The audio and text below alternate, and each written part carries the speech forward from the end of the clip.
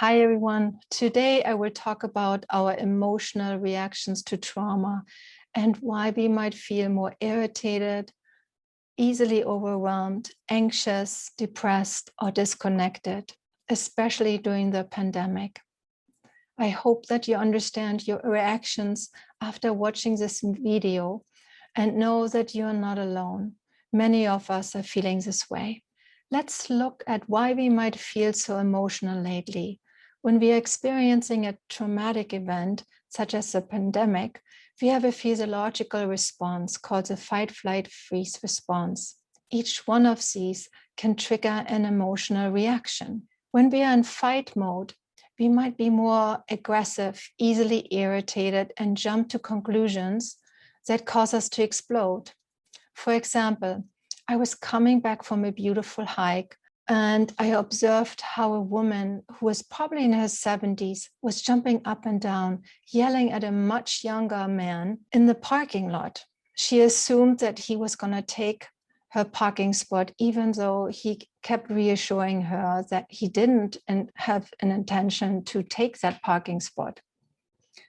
This woman could not calm down, and he eventually drove off. We see this kind of intense, aggressive, and even volatile behavior a lot during the pandemic. In fact, studies show an increase in domestic violence, racism, hate crime, and mean behaviors. And I found research that shows that during other pandemics, aggression and violence also increased. So if you find yourself being irritated, explode easily, confront others, and tend to argue more, you might be in fight mode. Please know I'm not giving anyone an excuse to behave inappropriately. Giving a reason to why we feel a certain way is not giving an excuse to practice hurtful behaviors, but it can direct you in the direction of doing something about it. Each one of us has the responsibility to deal with our emotions and correct our behaviors if they are hurting others. So if you can't improve on your own, please don't hesitate to look for help. In addition to fight mode, we can also go into flight mode. Now we might have the urge to run away, quit a job, break up a relationship, and so on. Whereas when we are in freeze mode, we might feel frozen, afraid to go out, unmotivated to do anything, procrastinate, and isolate more. As you might remember from my previous videos, each physiological response and therefore our emotional reactions happen automatically and involuntarily. Other emotions you might experience is anxiety and depression. After facing trauma, you might also tend to catastrophize. For example, you might ask yourself, what if this happens? Or what if that happens? But you always come up with the worst outcome. If you constantly worry and constantly think the worst thing will happen, then we might not be able to sleep really well, have nightmares, and become more depressed, hopeless, or anxious. These feelings might also cause you to withdraw and shut down emotionally, which in return intensifies your feelings of being disconnected. Another reason why we can feel disconnected is a stress hormone called cortisol, which is produced by the fight, flight, freeze response. This hormone is actually for you to feel less physical pain, but it also causes us to feel disconnected. When we have too much cortisol in our body, you might think that you fell out of love with your partner or question relationships, when in fact you're under the influence of this hormone. If we add having spent too much time together during lockdown and not having enough me time and possibly being in the flight response of wanting to run away or quit, no wonder the pandemic caused so many breakups and divorces.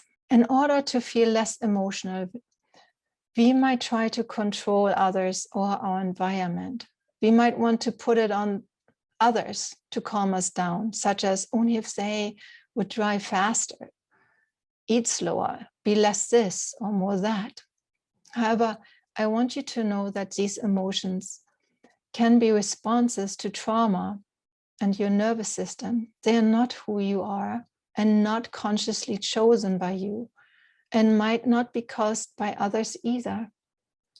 They might simply be caused by your nervous system. I hope that when you are aware of why you feel all of these emotions, you can now consciously choose to work with your nervous system and counteract your stress hormones to feel calmer and more connected.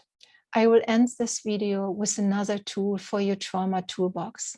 I posted other videos on how to work with your nervous system, but today I want to work on helping you to counteract cortisol with the hormone called oxytocin, because this hormone helps us to bond and feel empathy. It's also a hormone that not only helps us to feel more connected, but also decreases our fear-producing activity in the brain called amygdala.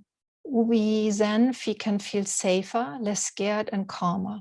You can prompt your body to create oxytocin by simple exercises such as having eye contact, smiling at each other, having physical contact such as hugs and holding hands with your partner or child, even doing something nice for someone else, and appreciating each other. So make it a habit to tell your friend, partner, or family members what you like about them and what you are grateful for. Just simply thanking someone like the cashier or your delivery person or anyone like that can boost your happiness and theirs.